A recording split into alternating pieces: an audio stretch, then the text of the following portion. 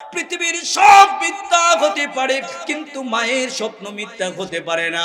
ইমাম সাহেব, আমার ছেলেটাকে আপনার হাতে গোছাইয়া দিলাম। আমার বড় বিশ্বাস আমার ছেলেটা কাবার ইমাম হবে। আচ্ছা বলেন তো দেখি, এটা হাস্যকর কথা কিনা? কারণ মা কাম কইরা খায়, তাও বাড়ি আবার সুদানে, সৌদি আরব হলে মেনে নেওয়া যায়, কিন্তু ওই কাম করে নেওয়ালির সন্তান কাবার ইমাম হয়ে যাবে কে ভাবছে? এবার আস্তে আস্তে যখন বড় হতে লাগলাম, একটু দুষ্টামিও শিখে গেলাম। করে যখন আসতো, আমার মা কাম করার জন্য যেত, মাছ রান্না করে সিক্কার মধ্যে রেখে দিত। সিক্কা চিনেননি? আগে মানুষের টাঙ্গাইয়া রাখতো, ওই সিক্কার মধ্যে যখন খাবার রাখতো, ওই খাবারের মধ্য থেকে মাছটা আমি খেয়ে ফেলতাম। আল্লাহু আকবার। আমার মা এসে দেখতো মাছ নাই, এবার জিজ্ঞেস করতো কে খাইছে গো? আমি জানি না। এবার আমার মা বলতো বুঝছি রে, আমার ঘরের বিড়ালে খাইছে, আর কেউ খায় নাই, আমার ঘরের বিড়ালে খাইছে। আমার মা একটা মুস্কি হাসি দিত, আর আমার দিকে চোখ বড় কইরা তাকাইয়া রাগ কইরা কইরা বলতো, আমি তোরে একটা গালি দে, আল্লাহ যেন তোরে কাবার ইমাম বানায়। আল্লাহু আকবার। এটা গালি? এটা গালি? ওই মা বলে, ওই ইমাম সাহেব বলতেছে, আমার মা আমাকে যতদিন গালি দিয়েছে, এই গালি ছাড়া আর কোনো গালি দেয় নাই। আমাকে মা যখন গালি দিত, একটা গালি শুধু দিত, ও আল্লাহ এটারে তুমি কাবার ইমাম বানাইও। আস্তে আস্তে আমার বয়স যখন 15 বছর হয়ে গেল, এবার আমি হাফেজে কোরআন হয়ে গেলাম। আল্লাহু আকবার। বয়স কত? হাফেজে কোরআন হয়ে গেছে 15 বছর বয়সে। এবার সৌদি আরবের মধ্যে একটা প্রতিযোগিতার অনুষ্ঠান দেওয়া হলো, সুদান থেকে নির্বাচন করা হলো। সুদান থেকে একমাত্র প্রতিযোগী আমি নির্বাচন হয়ে গেলাম, আর কেউ না, একমাত্র আমি নির্বাচিত হলাম, আর কেউ হয় নাই। এখন সুদান দেশের প্রতিনিধি হিসাবে আমি যখন সৌদি আরবে গেলাম, যাওয়ার পরে যখন প্রতিযোগিতা হলো, তখন পুরা প্রতিযোগিতার মধ্যে আমি 1 নম্বর হয়ে গেলাম। আল্লাহু আকবার। মায়ের দোয়া যেখানে লাগে, এটা যদি মাটিও তাকে স্বর্ণ হয়ে যায়, এটা যদি ছাইও তাকে, মায়ের দোয়ার বদলতে আল্লাহ এটাকে সোনায় রূপান্তরিত করে। জোরে বলেন ঠিক কিনা? এবার যখন আমি প্রতিযোগিতার মাঝে 1 নম্বর হয়ে গেলাম, ওই দেশের বাদশা আমাকে দাওয়াত করলো তার আন্দর মহলে। আমি তার আন্দর মহলের মধ্যে গেলাম।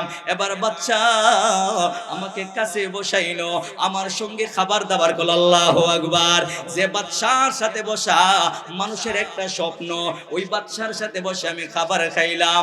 এবার বাদশা আমার মাথার মধ্যে হাত দিয়ে বলতেছে, ও বাবা, দেখে মনে হচ্ছে তুমি খুব গরিব ঘরের সন্তান, চেহারার মধ্যে কিন্তু বাসে, তোমার কাপড় চোপড় দেখে মনে হয় তুমি একটা গরিব ঘরের সন্তান।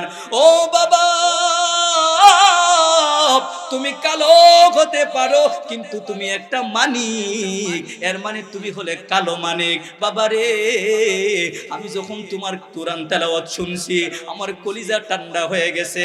ও বাবা, আমি সৌদি আরবের বাদশা, তুমি আমার কাছে যা চাইবা, আমার সামর্থ্যের ভিতরে যদি হয়, তাহলে আমি সেটা কবুল করব। এবার উনি বলতেছে, সুযোগ পেয়ে গেলাম। আল্লাহু আকবার। আমি তো টাকা চাইলে টাকা শেষ হয়ে যাবে, আমি যদি বাড়ি চাই, বাড়িটাও একদিন পুরান হয়ে যাবে, আমি যদি চাকরি চাই, চাকরিটাও একদিন হয়তো চলে যাবে। আজকে এমন একটা জিনিস চাইবো, যে জিনিস না দিয়ে উনি পারবেন না, কারণ উনি তো বলছেন আমার কথা কবুল করবেন। এবার আমি বললাম, বাদশা মহোদয়, আমার মা, আমি যখন ছোট ছিলাম, আমি ছোট থাকা অবস্থায় আমার মা একটা স্বপ্ন দেখেছিল, আমার মা আমাকে কাবার ইমাম বানাতে চায়। বাদশা মহোদয়, আমার টাকার কোনো দরকার নাই, আমার বাড়ির কোনো দরকার নাই, আমার চাকরির কোনো দরকার নাই, আপনি এমন একটা ব্যবস্থা করে দেন যাতে আমি কাবার ইমাম হতে পারি। আল্লাহু আকবার। এবার বাদশা মহোদয় উনার সেক্রেটারিকে ডাকলেন, হ্যাঁ সেক্রেটারি, আমার পক্ষ থেকে একটা ফরমান জারি করে দিলাম, কাগজ দিয়ে দিলাম। ওই কাগজ দ্বারা যে ওই সৌদি আরবের মধ্যে সব থেকে বড় ইউনিভার্সিটি মদিনা ইউনিভার্সিটি, ওই মদিনা ইউনিভার্সিটির মধ্যে বিনা খরচে পড়তে পারবে। আল্লাহু আকবার। যে মদিনা ইউনিভার্সিটি পড়লে লক্ষ লক্ষ টাকা খরচ হয়, বিনা খরচে করতে পারবে। এবার মদিনা ইউনিভার্সিটিতে ভর্তি হয়ে গেলাম। 1 বছর 2 বছর এইভাবে পড়তে পড়তে 10 বছর পড়লাম। 10 বছর পরে পরীক্ষা দিলাম। পুরা মদিনা ইউনিভার্সিটিতে কালো হইতে পারি, কিন্তু মায়ের দোয়া আমাকে পুরা মদিনা ইউনিভার্সিটি থেকে 1 নম্বর বানায়া দিছে। এবার আবার সেই বাচ্চার অনুষ্ঠান। এবার বাচ্চা তো আর জানে না, 10 বছর হয়ে গেছে, বাচ্চা তো ভুলে গেছে। এবার 1 নম্বর স্বর্ণের মেডেল দেওয়া হবে। এবার অনুষ্ঠান যখন শুরু হলো, 1 নম্বরের নাম ঘোষণা করা হলো। এবার আমি যখন আগে আসছি, বাচ্চা আমার দিকে তাকায় রইছে, এক পলকে চোখ অন্যদিকে ফেরায় না। আল্লাহু আকবার। কারণ 10 বছর আগে দেখছে। এবার কিছুক্ষণ তাকার পর বুঝতে পারলো আর কেউ নয়, আমি হইলাম সে। আমার কাছে ডাইকা কয়, তুমি কি সেই না যে সুদান থেকে আসছিলা, 1 নম্বর হইছিলা? কহ আমি। ও তুমি আবার 1 নম্বর কইছে? হ।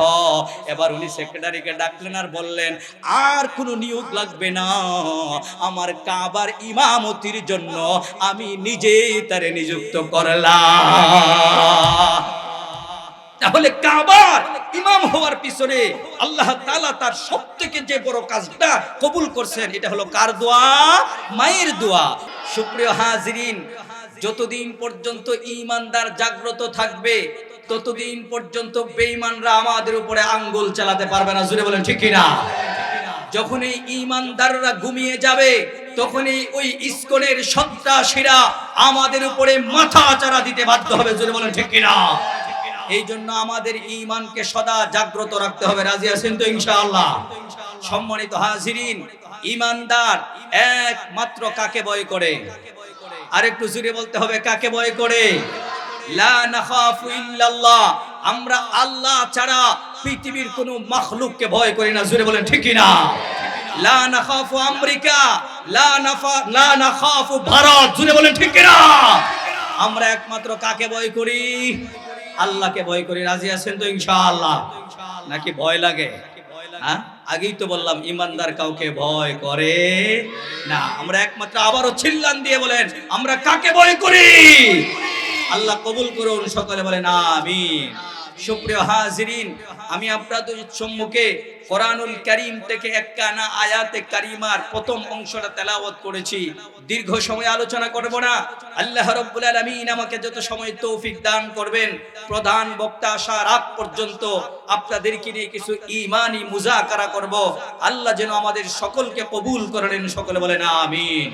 সুপ্রিয় হাজিরিন, আসুন আমার তেলাওয়াতকৃত আয়াতের মাঝে আল্লাহ তাআলা কি বলেছেন আগে আমরা জেনে নেই। আল্লাহ তাআলা বলেন, ইয়া আইয়ুহাল্লাযীনা আমানু, হে ঈমানদারেরা। আল্লাহ কাকে ডাক দিবেন? জোরে বলেন, কাকে ডাক দিবেন? ঈমানদারদেরকে আল্লাহ ডাক দিবেন।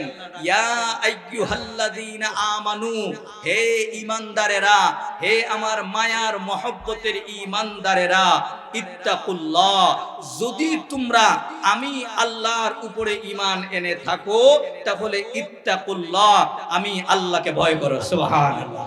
তাহলে ঈমানদারদেরকে আল্লাহ সবক দিয়েছেন কাকে ভয় করার জন্য। আরো জোরে বলেন, কাকে? আল্লাহকে। পৃথিবীর কাউকে ভয় করার কথা বলছেন? ঈমানদার যদি হয় তাহলে একমাত্র সে ভয় করবে আল্লাহকে। জোরে বলেন ঠিক কি না? ইয়া আইয়ুহাল্লাযীনা আমানুত্তাকুল্লাহ। আল্লাহ বলে, ও ঈমানদার, মানুষকে বলেন নাই, বেঈমানকে বলেন নাই, কাফেরকে বলেন নাই, অমুসলিমকে বলেন নাই, অন্য কোনো সম্প্রদায়কে উল্লেখ করে আল্লাহ বলেন নাই। আল্লাহ ঈমানদারদেরকে উল্লেখ করে বলেছেন, ইয়া আইয়ুহাল্লাযীনা আমানুত্তাকুল্লাহ, ও ঈমানদার, তুমি আমি আল্লাহকে ভয় করো। সুবহানাল্লাহ। এখন আপনাদের মনে প্রশ্ন আসতে পারে, হুজুর আল্লাহকে তো ভয় করব, আল্লাহকে তো পাওয়া যায় না, আল্লাহকে তো দেখা যায় না। না, আল্লাহ দেখা যায়। আল্লাহকে তো ধরতে পারি না, আল্লাহকে তো ছুঁইতে পারি না, আল্লাহকে তো আমরা কাছে পাই না, আল্লাহর কাছাকাছি তো যাইতে পারি না। তাহলে আল্লাহকে কেমনে ভয় করব? আমরা বাঘ দেখলে ভয় করি, বাঘ যখন সামনে আসে। আমরা সাপ দেখলে ভয় করি, সামনে যখন সাপ আসে। জোরে বলেন ঠিক কিনা? তাহলে আল্লাহকে তো আমরা দেখি না, তাহলে আল্লাহকে ভয় করব কেমন করে? আল্লাহ তাআলা বলে, ওয়াবতাগু ইলাইহিল ওয়াসিলা, আমি আল্লাহ আমার কিছু ওসিলা, আমাকে ভয় দেখানোর জন্য কিছু মাধ্যম আমি আল্লাহ দুনিয়াতে প্রেরণ করেছি। উনারা যেভাবে তোমাদেরকে ভয় দেখায়, আমি আল্লাহকে সেইভাবেই তোমরা ভয় করো। সুবহানাল্লাহ।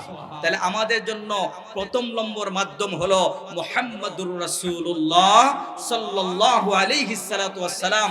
আল্লাহ কুরআনুল কারীমের মধ্যে বলেন, মা আতাকুমুর রাসূলু ফাখুযু ওয়া মা নাহাকুম আনহু ফান্তাহু। আল্লাহ তাআলা বলে, আমার নবী বিশ্ব নবী মুহাম্মাদুর রাসূলুল্লাহ সাল্লাল্লাহু আলাইহি সাল্লাম আমাদের জন্য যা নিয়ে আসছেন এগুলোকে গ্রহণ করার জন্য, আর যেগুলা থেকে নিষেধ করেছেন ওইগুলোকে বর্জন করার জন্য রাজি আছেন তো ইনশাআল্লাহ? আল্লাহ কবুল করুন, সকলে বলেন আমিন। আসুন আমার আয়াত, আমার তেলাওয়াতকৃত আয়াতের মধ্যে নিয়ে যাই আপনাদেরকে। আল্লাহ বলেন, ইয়া আইয়ুহাল্লাযীনা আমানুত্তাকুল্লাহা ওয়াবতাগু ইলাইহিল ওয়াসিলা। আল্লাহ রাব্বুল আলামিন এই আয়াতের মাধ্যমে সমস্ত ঈমানদারদেরকে সজাগ করে দিয়েছেন। ঈমানদারেরা রে, ইয়া আইয়ুহাল্লাযীনা আমানু, ও ঈমানদারেরা, ইত্তাকুল্লাহ, ভয় যদি করতে হয় আমি আল্লাহকেই করতে হবে। জোরে বলেন ঠিক কি না? ঈমানদারের ভয় একমাত্র আল্লাহকে নিয়ে। দেখেন ভয় কাকে বলে, আস্তে আস্তে আপনাদেরকে মূল আলোচনায় নিয়ে যাব। ভয় কাকে বলে দেখেন, যার অন্তরে আল্লাহর ভয় আছে, তার সামনে সুযোগ আসলেও সে আল্লাহর ভয়ে সেই সুযোগ গ্রহণ করবে। জোরে বলেন, গ্রহণ করবে না। আর যার অন্তরে ভয় নাই, 5 টাকার কাছে ঈমান বিক্রি করে দিবে, এরকম নামদারি ঈমানদার আমাদের সমাজে আছে না নাই? নির্বাচনের সময় একটা লাল চায়ের কাছে, একটা টুস্ট বিস্কুটের কাছে ঈমান বিক্রি করে, এরকম নামদারি ঈমানদারও আমাদের সমাজে আছে। জোরে বলে ঠিক কিনা?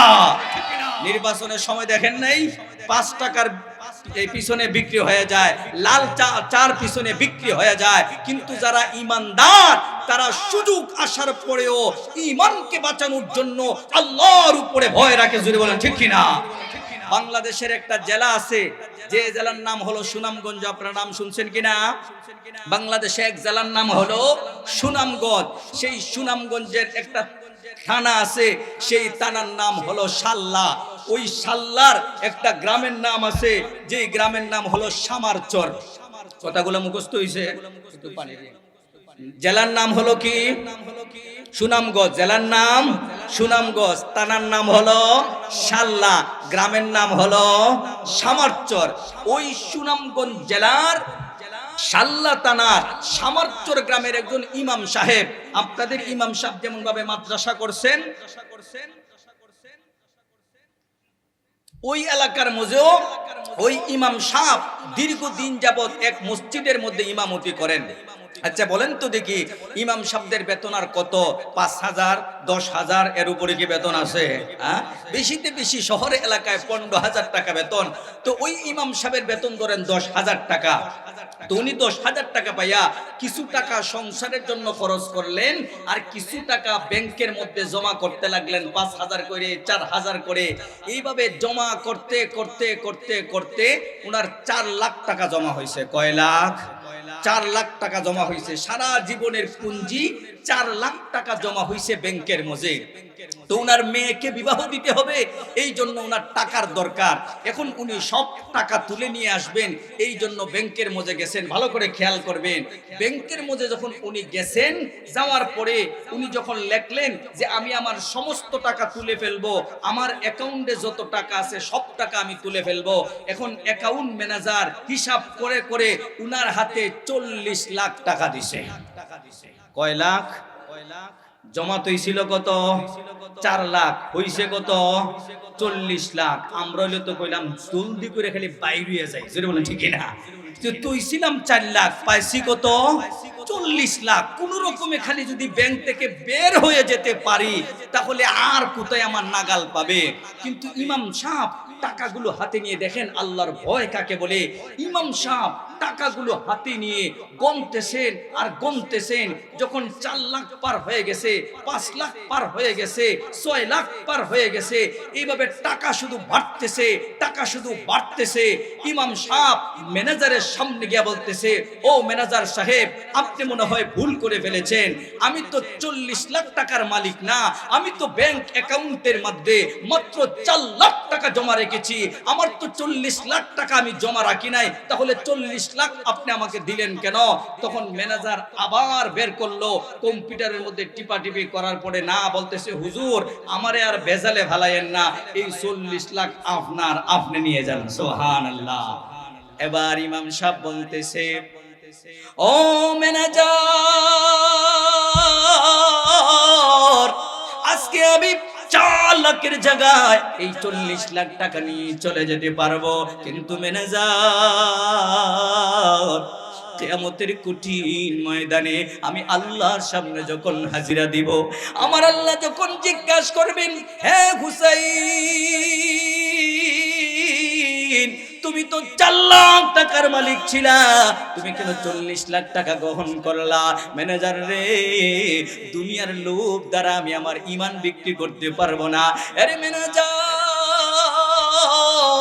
তোমার চাকরি যাবে না তোমার চাকরি থাকবে এটা আমার বিষয় নয়, আমি আল্লাহকে ভয় করি, সুতরাং আমি 4 লাখ নিলাম, বাকি যা আছে তুমি নিয়ে নেও। জোরে বলেন আল্লাহু আকবার।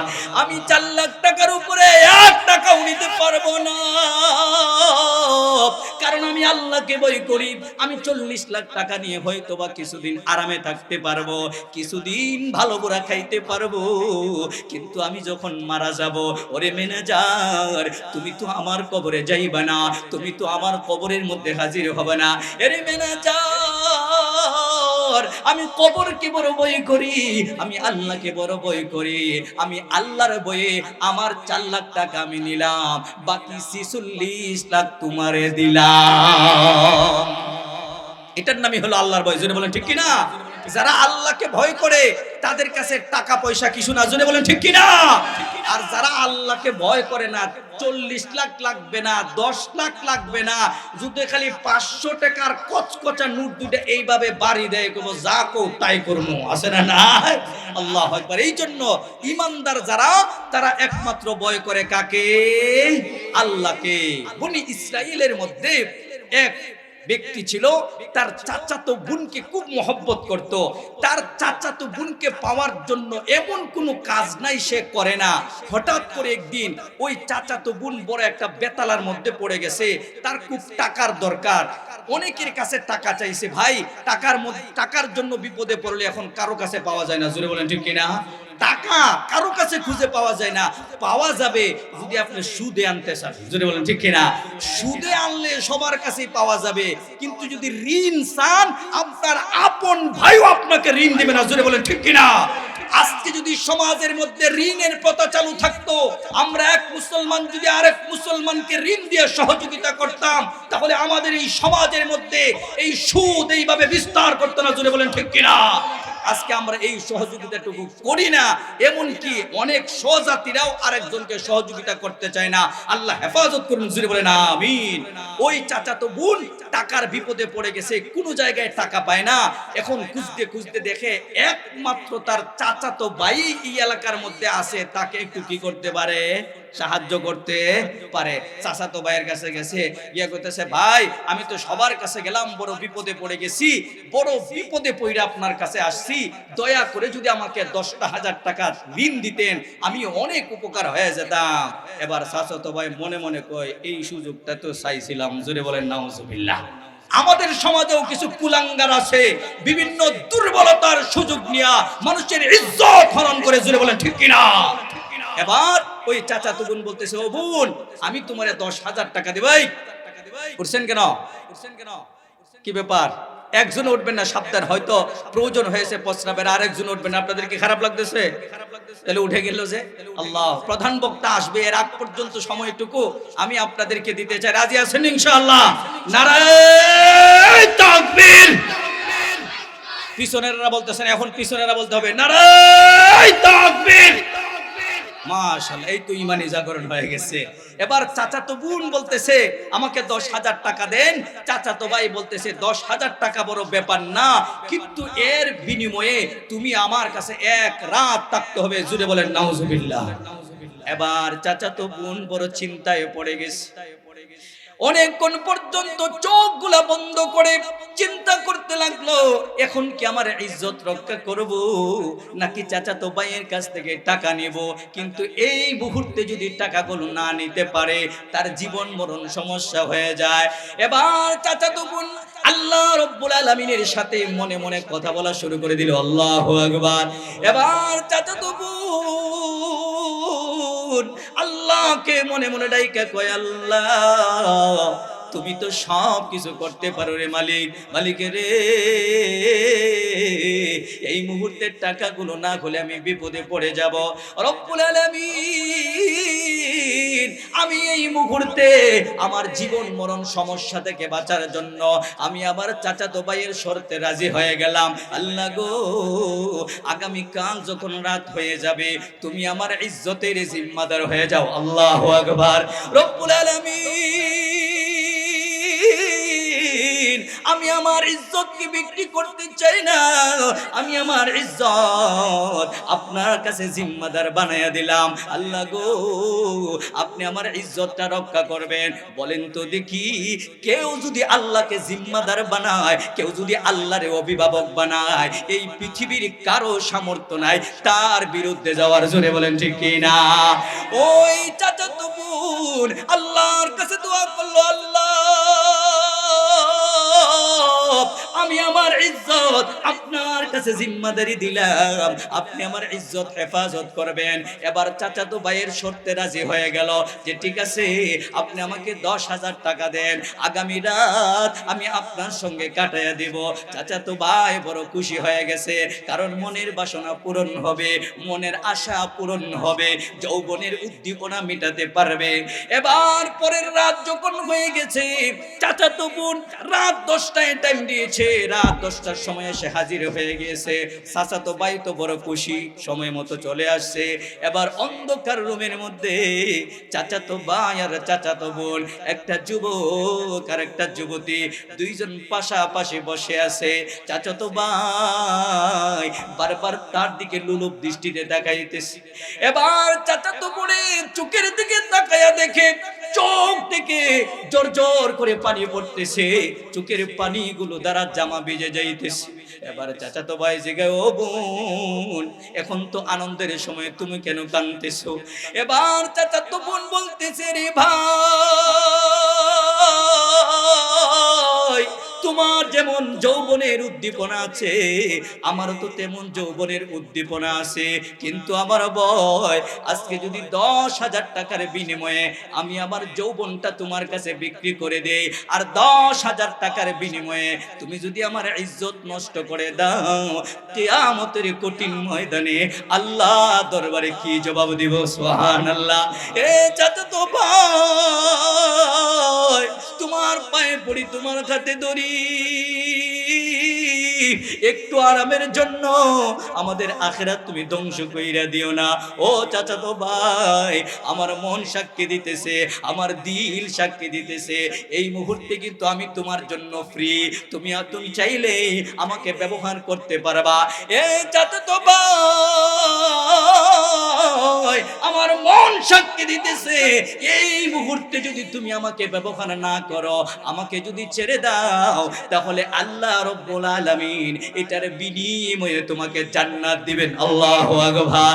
এবার চাচাতো ভাই চাচাতো বোনের দিকে তাকায়া কয়, তুমি কি সাক্ষী থাকবানি? আল্লাহু আকবার। তুমি কি সাক্ষী থাকবানি কিয়ামতের কঠিন ময়দানে যখন আল্লাহ রব্বুল আলামিন আল্লাহর বিচারের কাঠগড়ার মধ্যে আমাদেরকে দাঁড় করাইবেন? আমি যদি ধরা খায়া যাই, আমি যদি আটকায়া যাই, তুমি কথা দাও কিয়ামতের কঠিন ময়দানে তুমি আল্লাহর সামনে আমার পক্ষে সাক্ষী দিবা যে আল্লাহ গো, আমার চাচাতো ভাই তোমার বই আমাকে ব্যবহার করে নাই, এই সাক্ষী তুমি দিবা কিনা? এবার চাচাতো বোন কয়, হ্যাঁ সাক্ষী দিব, আপনার সাথে ওয়াদা করলাম। ওই কথা শুই না ওই চাচাতো ভাই আর চাচাতো বোনের সাথে অপকর্ম করে নাই, কার ভয়ে? জুড়ে বলেন, আল্লাহর ভয়ে। তাহলে বুঝা গেল একজন মুমিন সব থেকে ভয় কাকে করবে? আল্লাহকে করবে। আর মুমিনের অন্তরে যদি আল্লাহর ভয় থাকে তাহলে ওই মুমিনের মাধ্যমে কখনো কোনো খারাপ কাজ হতে পারে না। এটা গেল 1 নম্বর বিষয়। এখন আসুন 2 নম্বর বিষয়। আল্লাহ তাআলা যে বললেন ওয়াবতাগু ইলাইহিল ওয়াসিলা, আল্লাহ তাআলা বলেন ও বান্দা, তুমি আমাকে পাওয়ার জন্য, তুমি আমাকে ভয় করার জন্য ওসিলা তালাশ করো। এখন ওসিলা কাকে বলে এই জিনিস জানা দরকার আছে না নাই? ওসিলা বলা হয় মাধ্যমকে। ওইটার ব্যাখ্যা করতে গেলে ঘন্টার ঘন্টা লাগবে, আমি ওই ব্যাখ্যার মাঝে যাব না। আজকের এই আলোচনার জন্য যেটা প্রযোজ্য হবে এই আলোচনাটাই করতে চাই। ওসিলার 1 নম্বর মাধ্যম হলো, 1 নম্বর ব্যাখ্যা হলো আল কুরআন। জুড়ে বলেন আল্লাহু আকবার। ওসিলার 1 নম্বর ব্যাখ্যা কি? আল কুরআন। আল্লাহ তাআলা বলে ও বান্দা, তুমি আমাকে ভয় করতে চাও আর আমি আল্লাহর কাছ থেকে মাফ পেতে চাও, তাহলে কুরআনকে মহব্বতকারী হয়ে যাও। তুমি যদি কোরআনের মহব্বতকারী হয়ে যাও, কিয়ামতের কঠিন ময়দানে এই কোরআন তোমার জন্য সুপারিশ করে আল্লাহ তুমি জান্নাতে নিয়ে যাবে। জোরে বলেন আল্লাহু আকবার। আল কুরআন শাফিউন ফি ইয়াউমিল কিয়ামা।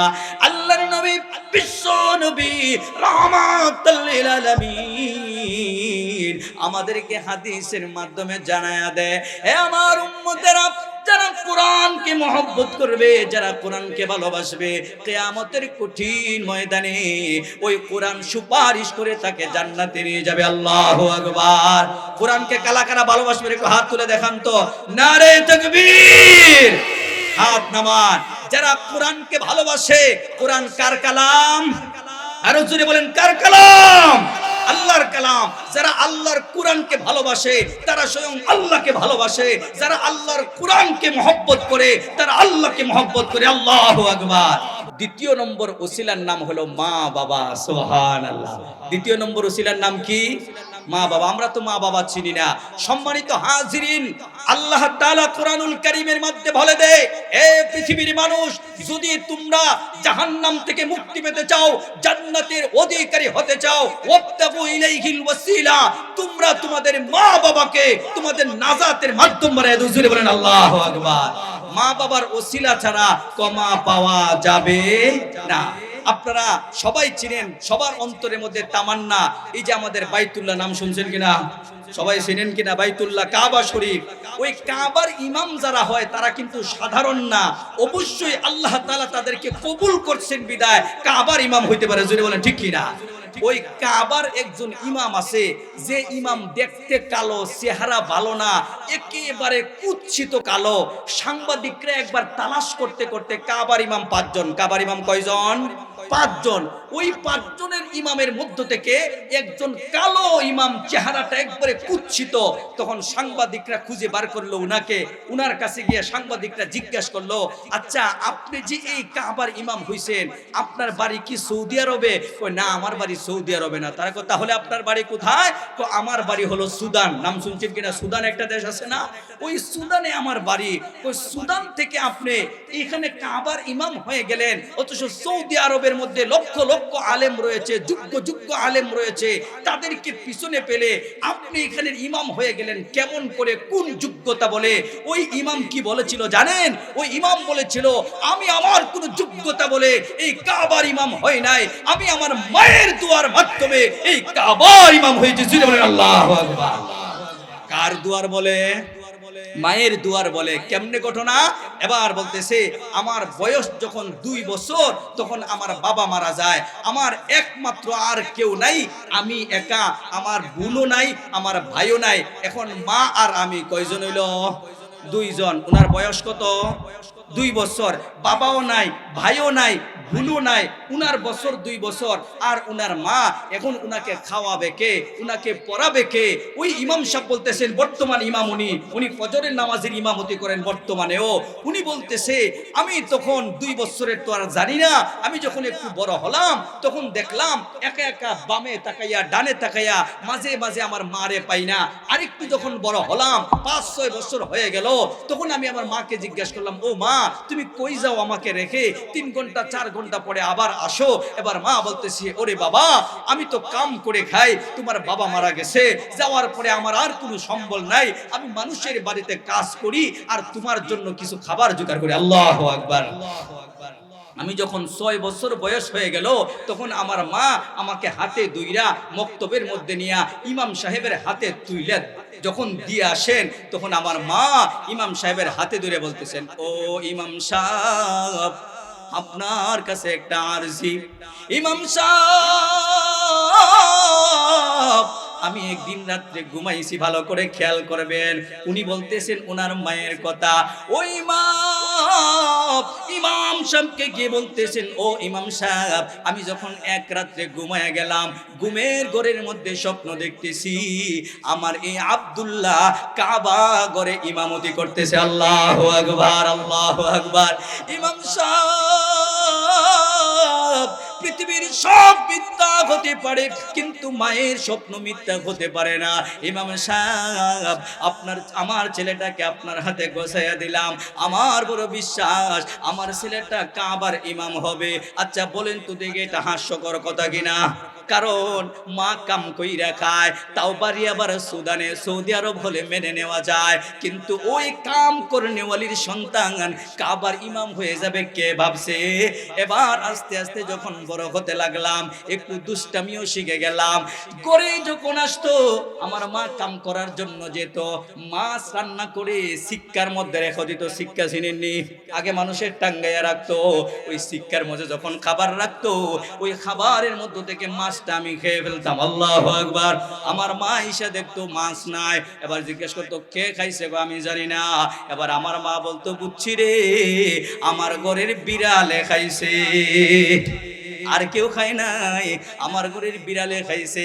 আমার মা একটা মুস্কি হাসি দিত আর আমার দিকে চোখ বড় কইরা তাকাইয়া রাগ কইরা কইরা বলতো, আমি তোরে একটা গালি দে, আল্লাহ যেন তোরে কাবার ইমাম বানায়। আল্লাহু আকবার। এটা গালি, এটা গালি। ওই মা বলে, ওই ইমাম সাহেব বলতেছে আমার মা আমাকে যতদিন গালি দিয়েছে এই গালি ছাড়া আর কোনো গালি দেয় নাই। আমাকে মা যখন গালি দিত একটা গালি শুধু দিত, ও আল্লাহ এটারে তুমি কাবার ইমাম বানাইও। আস্তে আস্তে আমার বয়স যখন 15 বছর হয়ে গেল, এবার আমি হাফেজে কোরআন হয়ে গেলাম। আল্লাহু আকবার। বয়স কত? হাফেজে কোরআন হয়ে গেছে 15 বছর বয়সে। এবার সৌদি আরবের মধ্যে একটা প্রতিযোগিতার অনুষ্ঠান দেওয়া হলো, সুদান থেকে নির্বাচন করা হলো। সুদান থেকে একমাত্র প্রতিযোগী আমি নির্বাচন হয়ে গেলাম। আর কাবার ইমামতির জন্য আমি নিজেই তারে নিযুক্ত করলাম। তাহলে কাবার ইমাম হওয়ার পিছনে আল্লাহ তাআলা তার সবথেকে যে বড় কাজটা কবুল করছেন, এটা হলো কার দোয়া? মায়ের দোয়া। ওয়াবতাগু ইলাইহিল ওয়াসিলা। আল্লাহ রাব্বুল আলামিন বলে, এ বান্দা তুমি আমাকে ভয় করবা আর আমার জাহান্নাম থেকে বাঁচার জন্য 1 নম্বর কোরআনকে মহব্বত করবা আর 2 নম্বর মা বাবাকে ওসিলা বানাইবা। রিজার রাব্বি রিজাল ওয়ালিদাইন। যারা মা বাবাকে মহব্বত করে আল্লাহ রাব্বুল আলামিন মা বাবা যদি রাজি খুশি হয়ে যায় ওই সন্তানের প্রতি আমার আল্লাহ রাজি হয়ে যায়। আল্লাহু আকবার। গেল কয় নম্বর? 2 নম্বর। ওসিলার কয় নম্বর গেল? দুই নম্বর, এক নম্বর ওসিলা হলো আল কোরআন, আর দুই নম্বর ওসিলা হলো মা বাবা, আর তিন নম্বর ওসিলা কি? কয় যারা কোরআন পড়নেওয়ালা হয় তাদেরকে মহব্বত করনেওয়ালা। আল্লাহু আকবার। আলিমান আও মুতাআল্লিমান আও মুঈনান আও মুহিব্বান ওয়ালা তাকুন খামিসান। আল্লাহর নবী কয় তোমরা হয়তো আলেম হয়ে যাও, হয়তো কোরআন শিখনেওয়ালা হয়ে যাও, আর না হয় কোরআন শিখানেওয়ালা হয়ে যাও, আর না হয় কোরআনের সাহায্যকারী হয়ে যাও, আর না হয় কোরআনওয়ালাকে মহব্বতকারী হয়ে যাও।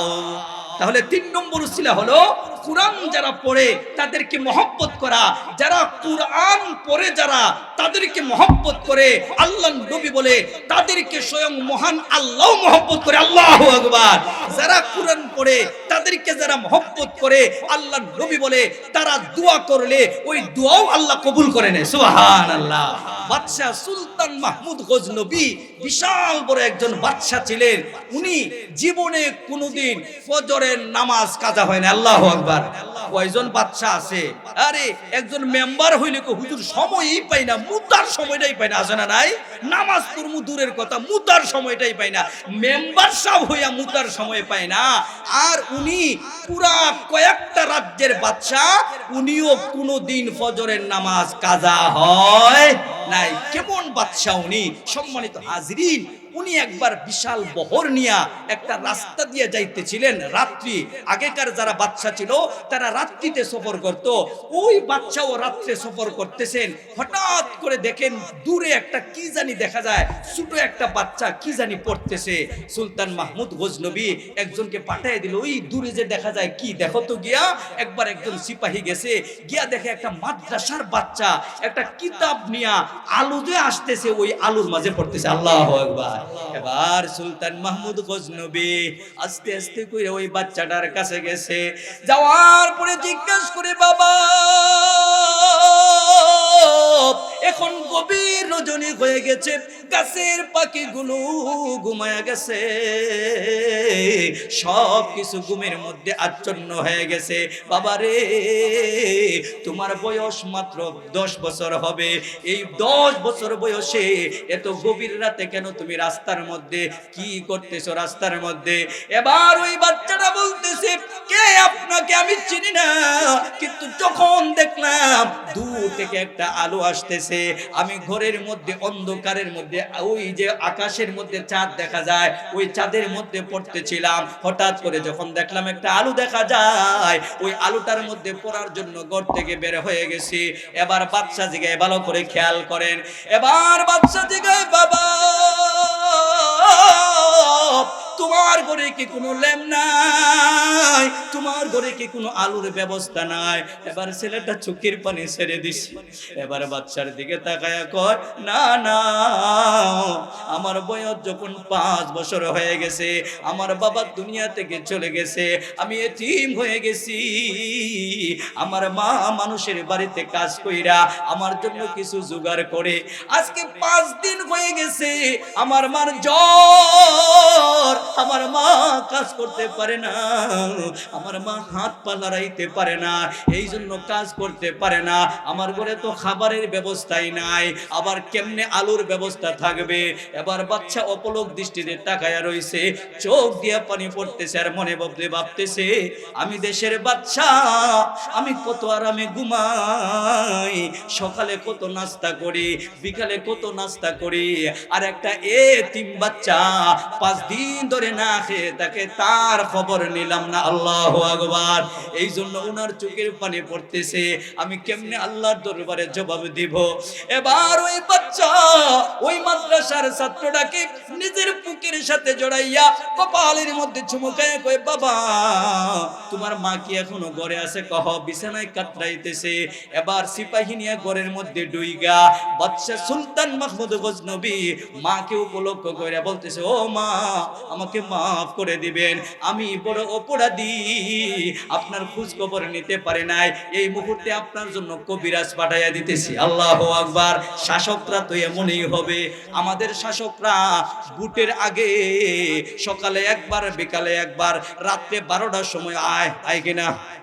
ভোটের সময় দেখেন নাই, সকালে একবার, বিকালে একবার, রাত্রে একবার, রাত্রে আইসা ডাকে, কিন্তু যখন চেয়ারম্যান হয়ে যায় তার পিছনের লাগানো হওয়া যায় না, আছে না নাই? কিন্তু ওই বাচ্চা সেই বাচ্চা না, ওই বুড়ি মাকে বলতেছে, মা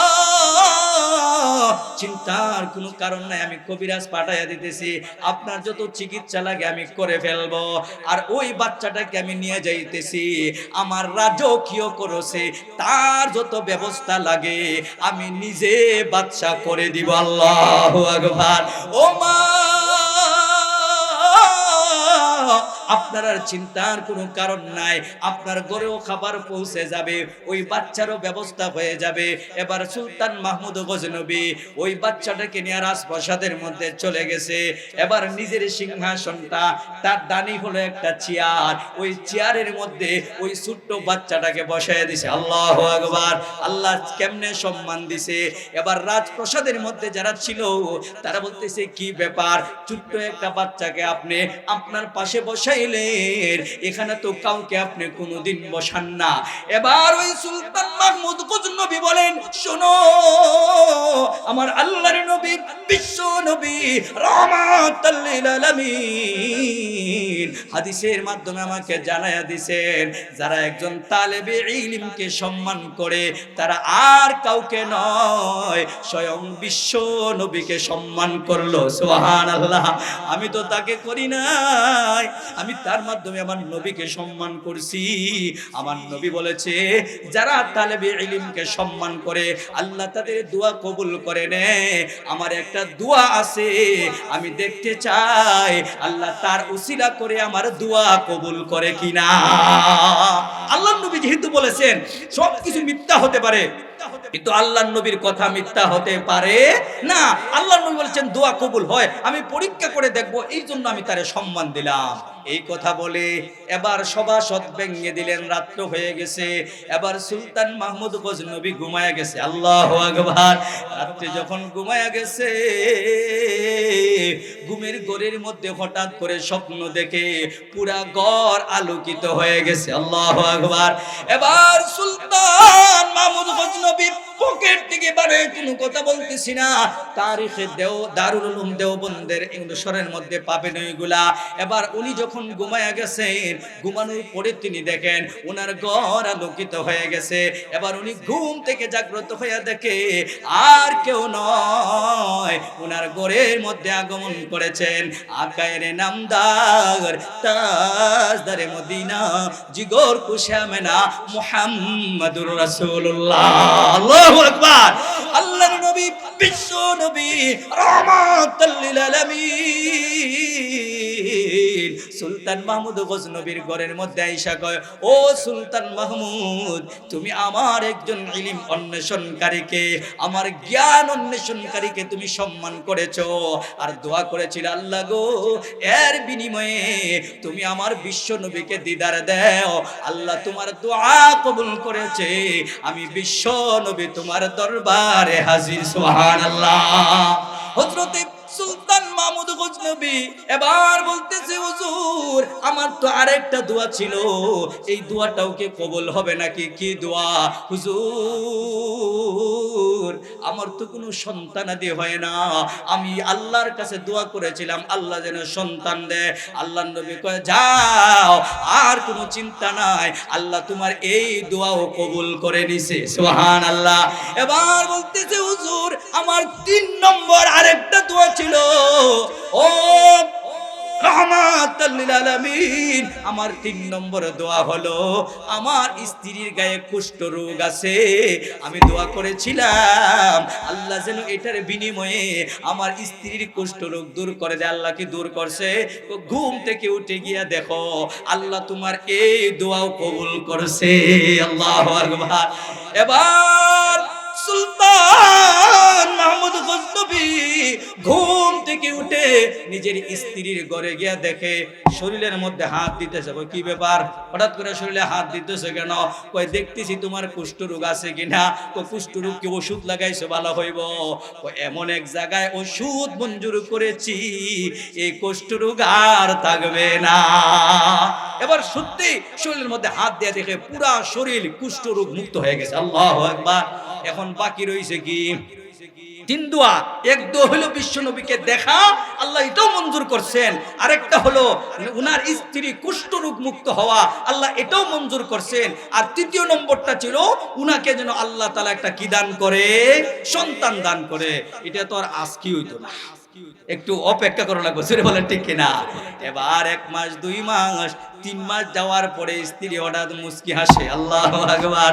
সুলতান মাহমুদ গজনবী কাই কি ব্যাপার? আজকে তোমাকে বড় আনন্দিত দেখা যায়, আজকে তোমাকে বড় উৎফুল্লিত দেখা যায়, কারণটা কি? আপনি যে 3 নম্বর দোয়া করেছেন, এই 3 নম্বর দোয়াও কবুল হয়ে গেছে। আপনি যে সন্তানের জন্য দোয়া করেছিলেন, আল্লাহ এটাও কবুল করে ফেলছে। আমি তো সন্তান সম্ভবা, সুতরাং আপনি এখন বাবা হতে যাচ্ছেন। আল্লাহু আকবার। তাহলে সুলতান মাহমুদ গজনবী একটা শিশু মাদ্রাসার বাচ্চাকে নিজে একটু কুলে নিছিলেন, তার ব্যবস্থা করছিলেন। আল্লাহ তার 3টা দোয়া কবুল করে নিছেন। আল্লাহু আকবার। আপনারাও যদি এই যে আশেপাশে মাদ্রাসাগুলো আছে, একজনও উঠবেন না। প্রধান বক্তা যিনি, উনি গুরুত্বপূর্ণ আলোচনা করবেন। সম্মানিত হাজিরিন, আপনারা আমার জীবনে অনেক দোয়া থাকে, অনেক আশা থাকে। আরে ভাই, আশা পূরণের জন্য তো আল্লাহ মাধ্যম দিয়ে দিয়েছে। জুড়ে বলেন ঠিক কিনা? আচ্ছা বলুন তো দেখি, আল্লাহ যদি চাইতেন মসজিদগুলো আল্লাহ বানাইতে পারতেন কিনা? আল্লাহ আসমান বানাইতে পারছেন, জমিন বানাইতে পারছেন, আল্লাহ মসজিদ বানাইতে পারতেন না? তাহলে মসজিদ আল্লাহ না বানাইয়া আমাদের হাতে কেন দিলেন? আল্লাহ বলে, ও বান্দা, আমি মসজিদ নিজে বানাই নাই, তোদের হাতে দায়িত্ব দিলাম। কারণ তোরা গুনাহ করবি, আর মসজিদের খেদমত কইরা যখন দুনিয়া থেকে যাবি, তোদের গুনার আযাব থেকে বাঁচানোর জন্য এই মসজিদটা একটা মাধ্যম হয়ে যাবে। সুবহানাল্লাহ।